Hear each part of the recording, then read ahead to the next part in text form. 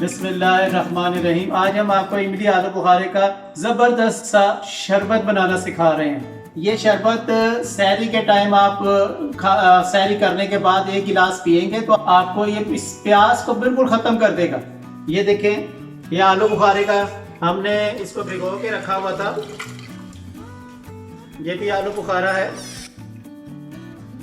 इमली,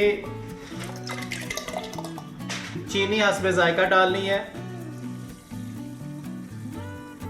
इसमें आप थोड़ा सा पानी भी ऐड कर सकते हैं और ठंडा इसको बनाने के लिए आप बर्फ़ भी डालें।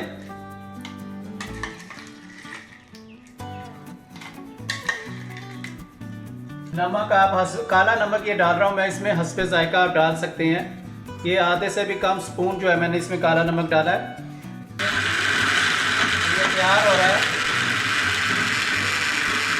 शरबत तैयार हो गया है। इसको हम डालेंगे और अभी इस टाइम तो मेरा रोज़ा है, वरना मैं इसको आपको अभी दिखाता।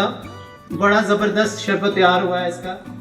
इमली आलू बुखारे का शरबत जो है ना, इमली आलू बुखारे का शरबत पिए और सारा दिन आप प्यास को भूल जाएंगे।